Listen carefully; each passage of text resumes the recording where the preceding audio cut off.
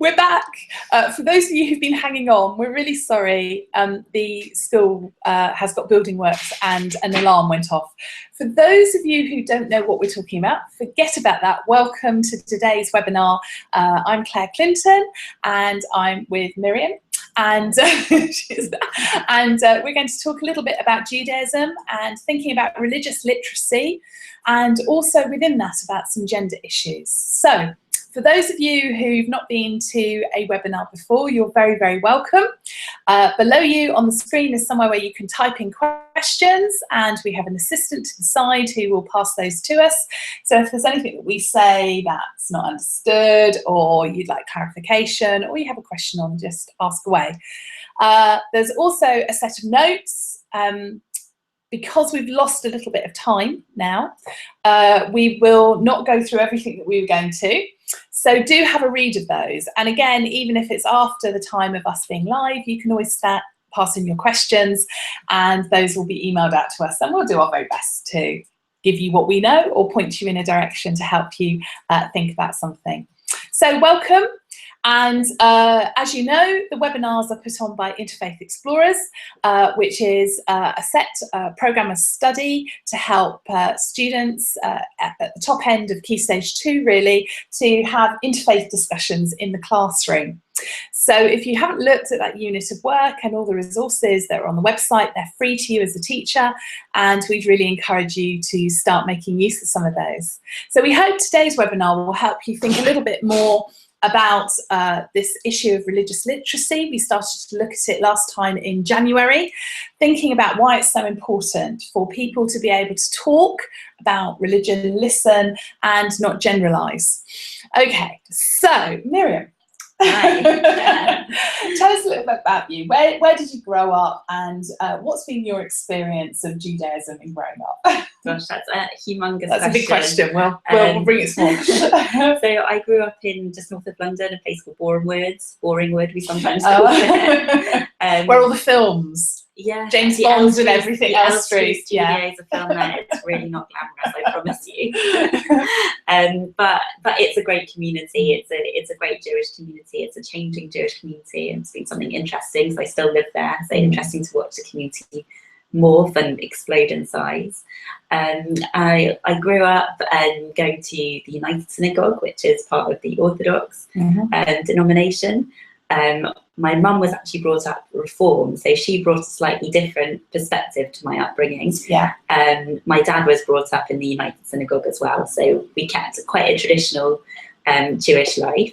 I wasn't so interested in Judaism. I was a little bit rebellious when I was a child, but when I was a teenager, I started getting really interested in, the big questions. I didn't go to a Jewish school, and most of my friends weren't Jewish, so we used to talk, and I just remember being fascinated by this idea that Jews were sure that they were right, Christians were sure that they were right, Muslims, and I was thinking, well, how can they all be right? So I got really interested in different religions, comparative stuff, and that really led me into interfaith dialogue. And then after school, I spent a year in Jerusalem studying in a seminary there, so that was a wonderful experience, and really culturally very different from Boringwood. Very different from Boringwood culturally, but it just brought alive kind of the spirit of Judaism for me.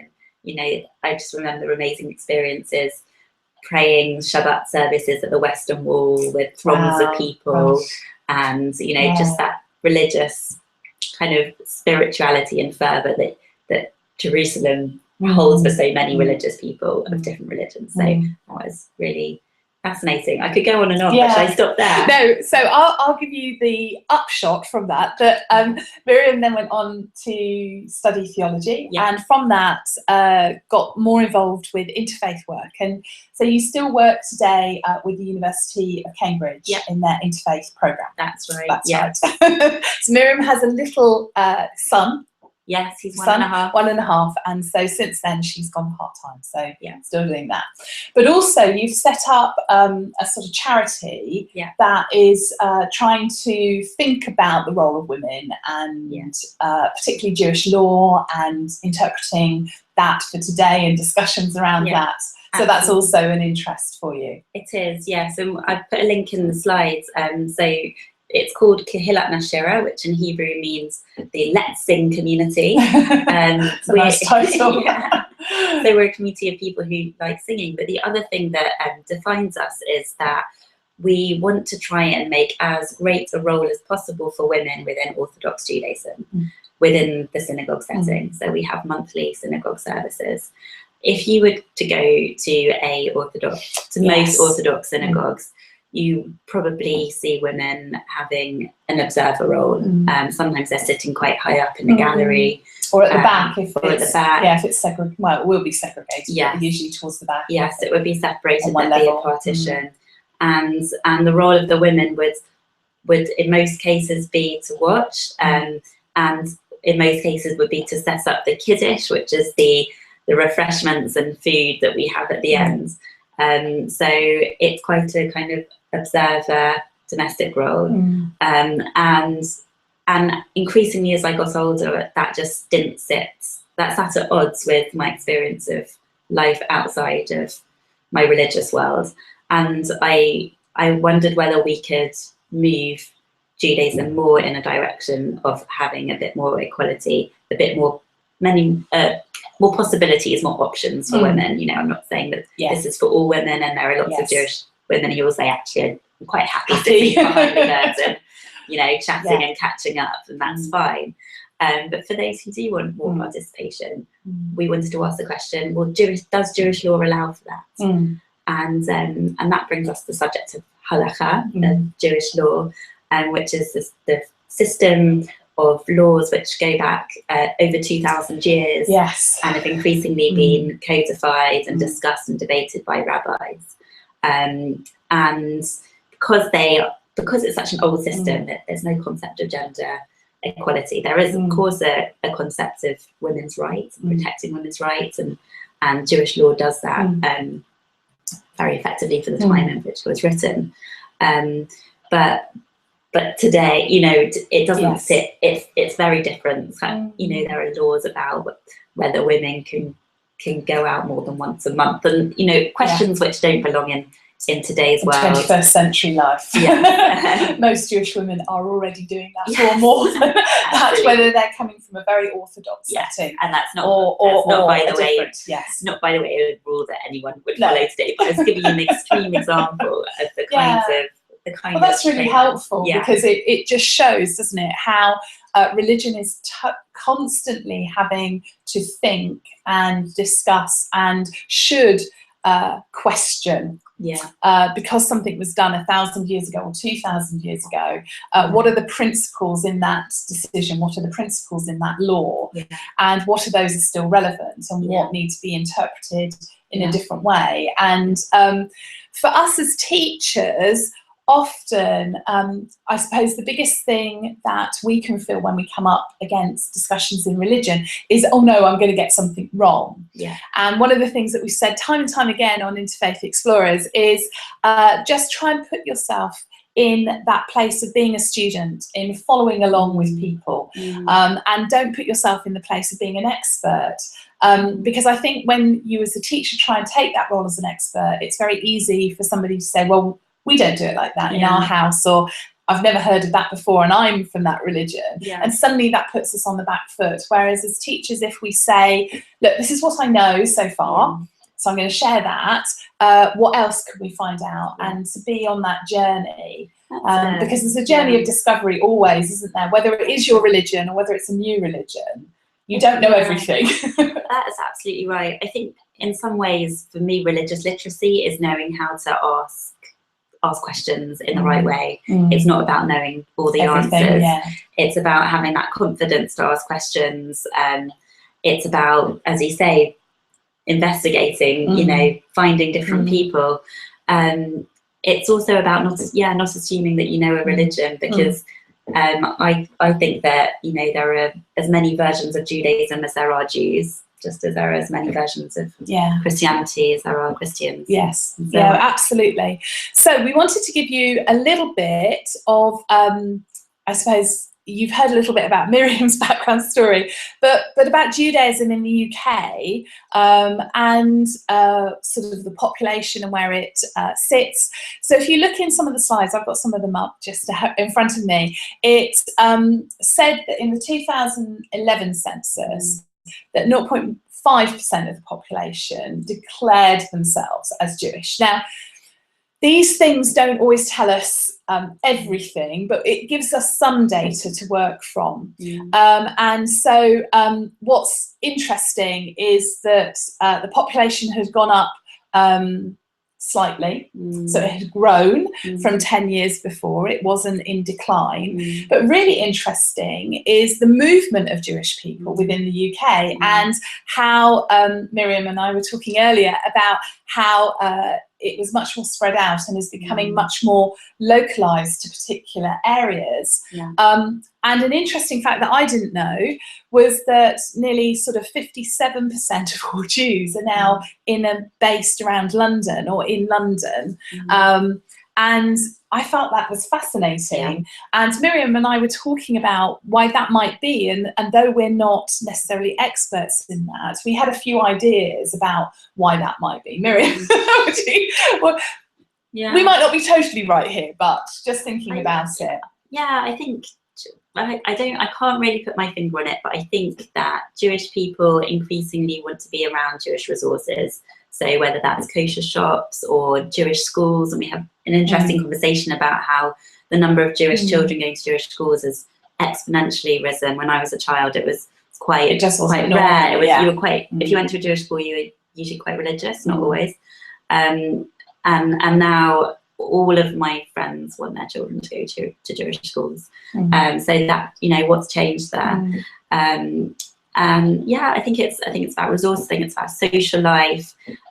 People follow trends and they don't really want to be in small communities anymore, especially if you're a teenager. You know, you want to be where the social life is. So you move away, and you know, people grow up in a provincial Jewish community, go to university and probably never go back. They go and get a job in London, and that's what's happened. It's worth saying about the growth in the Jewish community that the same organisation, I think, who provides those figures, say that it could be that growth comes from the ultra-Orthodox Jewish community, who are, you know, people you might see wearing black coats and big beards, little ringlets down the side. So the growth might come from there. It might actually be that the more mainstream Jewish community is in decline, and that's because that ultra-Orthodox Jewish community are having children at a much greater rate. So so it's growing very, very quickly. I was going to say, when I think about, and this is, I suppose, my own experience, when I'm thinking about friends who are Reform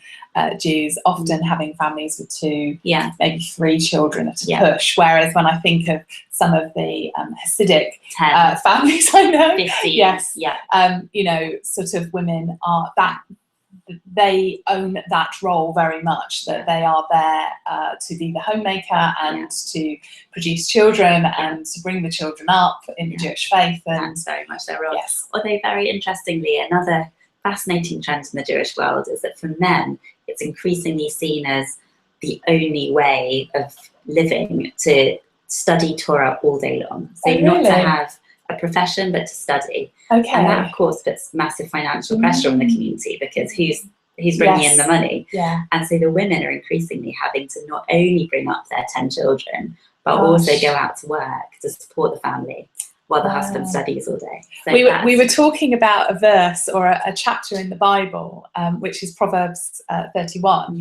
And actually that's almost an outworking of that particular chapter, isn't it? So that's quite interesting. Okay, so that's a fact I didn't know. Again, that proverb is about the woman who kind of does everything. She's got a profession and she looks after the house, and she just is Wonder Woman, cooking, producing, running successful cloth-making businesses, and her husband is sitting at the gate of the city chatting.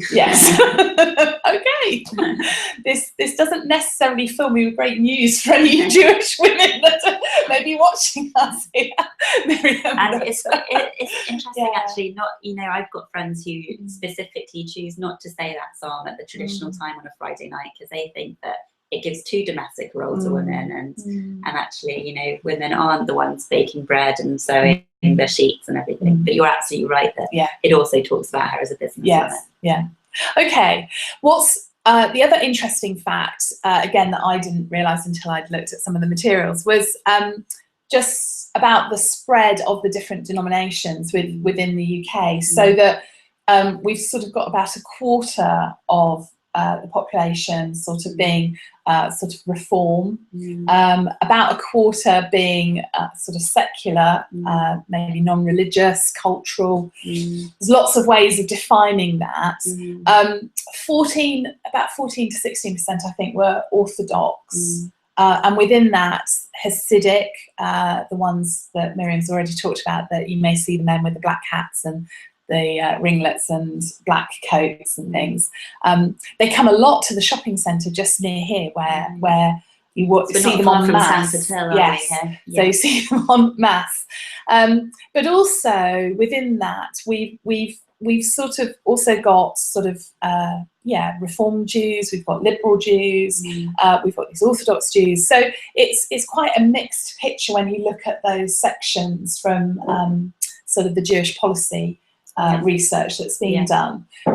So those figures going back to 2013, which is a lot more recent, at least, than the census. And the other thing was that 1 in 5 people in Barnet are Jewish. Really? So High, that's really high, isn't it? And that may be very different to the experience of your classroom. And I think this is where statistics can really open up vistas and views, because we're not expecting 1 in 5 people to be Jewish. That's not my experience in growing up in the UK.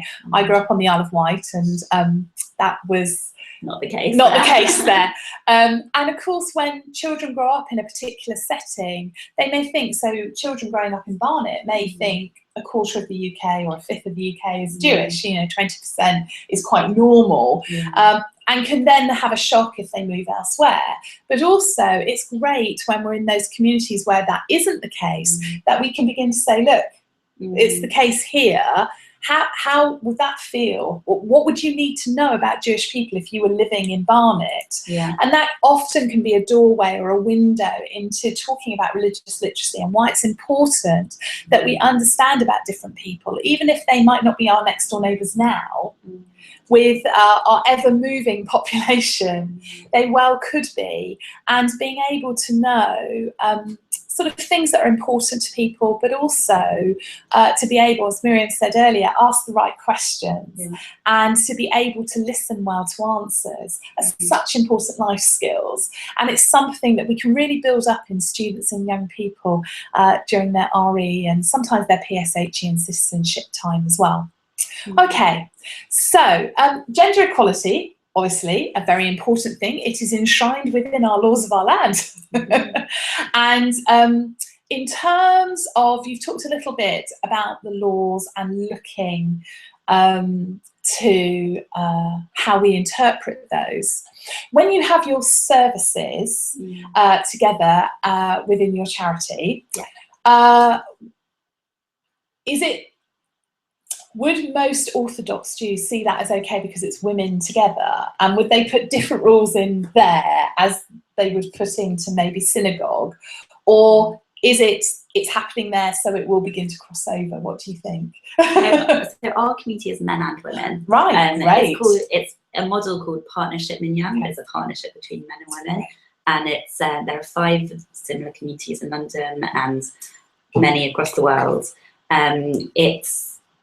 It is a controversial model because it's pushing boundaries and it's doing something different. And even though we go back to the sources and we say, look, if you take this rabbi's opinion, you know, women can read from the Torah. And if you take this rabbi's opinion, women can lead this section and they can lead this bit of this section, but not that bit. And, you know, we do very much work within the boundaries. We are very respectful. And I think people recognise that. Nevertheless, it's something new. We started 2.5 years ago in the UK. So, you know, we're playing the long game here. I think in 10 years' time, it will be a very, very different picture. But at the moment, we're really at the forefront of something which has been accepted in America for a while, but in the UK... That's what I was going to ask. Is America at the same pace as us, or No, further on? we kind of feel that they're about 20 years ahead of most things. Right. So I think this is a similar situation. And yet, you know, despite the controversy which has been around this, there's been a huge amount of enthusiasm and passion, and both women and men saying this has absolutely revolutionised their experience of synagogue. Particularly women who, you know, have been observers for so long, and suddenly they're up close to a Torah scroll, a Sefer Torah for the first time, and they're saying, you know, these beautiful words on parchment, this is part of my heritage, you know, I own this, and finally for the first time I can actually come up close and read from it, and women are learning the traditional laning, we call it the laning trope, to sing. So it's to sing. The Torah scroll. There's specific, a bit like when children or adults are learning the Quran, there's a specific way of singing, chanting the passages. It's the same. And obviously Judaism, much older in terms of religion, and so you find sort of from Christianity and Islam that sort of tradition following through into how they've done things, because that was the Jewish way of doing things. That's really empowering, I would imagine. It is really empowering and revolutionary, as you said. It is, and it's amazing, and the kind of the passion that comes to it makes it all worthwhile. And we're looking forward to seeing where this goes. And there's lots of other initiatives in the Jewish community to expand women's participation, and interestingly, the kind of thing that I've been doing has moved the goalposts. So even the more mainstream community is saying, well, you know, we might not be ready for that, but we are ready for women to read the scroll of the Book of Esther, for example. Right. That's quite common now in the mainstream Orthodox world, that women will be given this opportunity to read that book. And that wouldn't have been happening 10 or 15 years ago, would Even it? 5 years ago. Yeah, I think we started doing it in the United Synagogues, that's quite mainstream, 6 years ago. And that was considered kind of new, and now it's very accepted. So that's interesting. Things move very quickly if you take the long view. So in terms of, we're just going to ask Miriam a couple of other questions. In terms of us as a teacher representing and talking about Judaism, what would be the main thing that you would want to say to us lovely teachers who are listening and thinking and wanting to do this well? You know, teachers don't set out to do things badly, but obviously we can get scared of making mistakes, and sometimes when we see how complex things is, we back away. And actually what we're trying to say at Interfaith Explorers is don't back away, just accept that things are complex and sort of go forward. But what would you want to say to teachers? Yeah, I would really reiterate that. I'd say embrace the complexity. I think the complexity can hopefully be an education point. You know, that for me that would be a key educational message, that there are as many forms of Judaism as there are Jews. So try if you can to find someone Jewish if you can't find them in person. You know, have a look at stories on the internet. The Jewish Museum in London, for example, has, they might have it online, but their opening exhibition is just different Jewish people talking, from a smoked salmon factory owner to a religious Jew to a, you know, rabbi to someone, to a Jewish artist who's secular, and try and hear those stories of individuals and how they're living their own Judaism.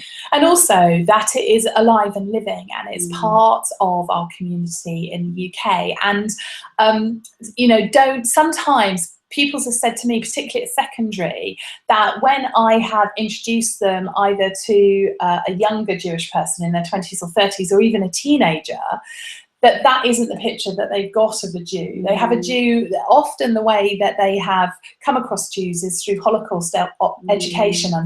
Not that that's unfortunate that they've come across Jews then, but that's the only picture. But that's the only picture that they've got of it. And you know, we really owe it to our young people to understand that it is alive and it is living and it is part of our wider community. And actually, there's a richness that comes from understanding values that are important to other people.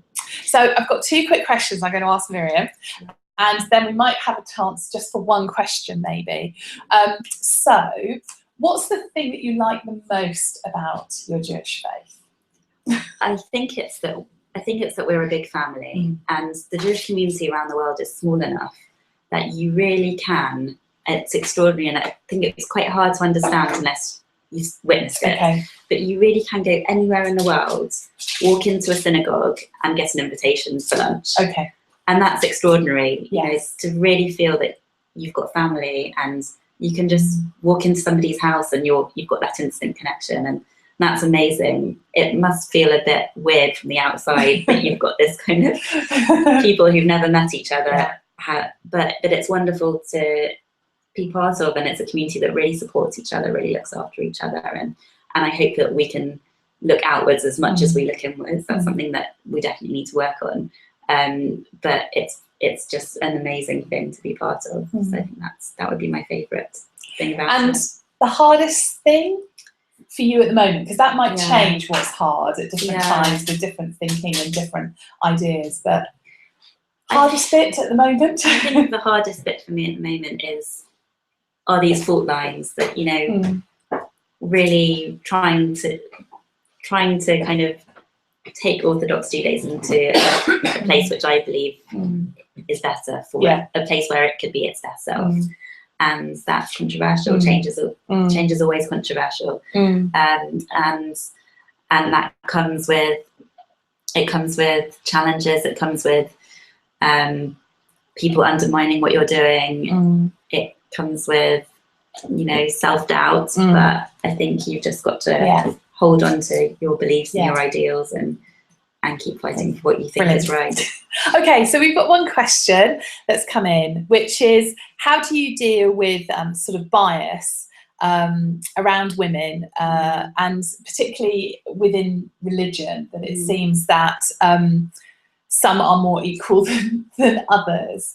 And I suppose in what Miriam's been telling us, that dialogue is a really important thing, that actually stereotypes happen often because we don't talk about things, we just accept things and we don't question things. So even if we decide to take something on board, it's a really important process to have thought and to questioned it, even if our end result is accepting it, because that means that we're not blindly accepting something, and that we've got reasons for accepting it. Now that in itself is quite a controversial statement, because it's a very Western way of doing things, not necessarily a very Eastern way of doing things, where the idea of just doing what you're told to do is an act of sort of serving God in itself, isn't it? So, although I would say that it's quite Jewish to argue. Yes, no, I think it is very quite Jewish to challenge. And you know, in the Torah we see Moses and Abraham actually arguing with God, which seems a very audacious thing. You know, I studied and changes God's mind, Moses. Changes God's mind, and studying those texts with Muslim friends, they are, you know, really struck by that sort of by that sort of says. But yeah, sorry, going back to the question. and I think as well that we have got these equality laws that we do have to make sure in the classroom that we're abiding by, that we're not setting up stereotypes of what men and women can't do. Though we have to understand that in some traditions, and I think this is where the complexity comes in, that we're able to say that there's this way of doing it. One of my favourite synagogues that I often send a lot of schools to from here is just up in Redbridge, and one of the reasons I sent them to this particular Reform synagogue was because it had a female rabbi, and actually that in itself dealt a lot with images to do with Judaism, just because of that one experience. I'm meeting a female rabbi, but it might not be a female rabbi. It's meeting someone like Miriam, someone else who's leading within their own community. Can really change the way that that children then view sort of gender within a religion. I also think it's really important the images that we use, and that we make sure in our textbooks that we haven't got images that are coming back from the 80s and 70s. Some textbooks are still in schools which have very sort of outdated images, and that. Well, the picture of a Jew will be a man with a beard and black hats, and not someone like me or. You know, or an Ethiopian Jew, or, you know, there's so many different Jews. And that's really important to say, actually, because because of America, and I suppose our relationship with America, a lot of the visuals that we have of Jews tend to be sort of white, Western, sort of looking Jews. But actually, that's not true when you look at the worldwide population. I know several Jews for whom Arabic is their first language, and that's something that just, you know, shocks people. But these are Jews who grew up in Iraq. And they speak Arabic. Very large community actually from Iraq as well. It always confuses people when there's Christians from there as well, because they're just so we stereotype certain countries and certain religions, and it can be so much more complex than that. Okay, I can see our time is coming up now, so I just want to leave you with the quotation that I mentioned last time, which was Professor Adam Dingham's, and that religious literacy helps you move forward from tolerance to respect. And that's what we want for our young people. That's why Interfaith Explorers has done the work they're doing in terms of resourcing you. And that's why we do these webinars, because we want to see young people's lives change for the better, and that they don't just tolerate in that sort of allowing someone to be alongside them, but actually they do get to know them and respect them. So thank you very much. We'll see you next time in about a month's time with our next webinar, continuing to look at religious legacy and focusing on a different faith. And if you have any questions when you read through really good material in the PowerPoint, then do come back to us. We're very happy to answer questions.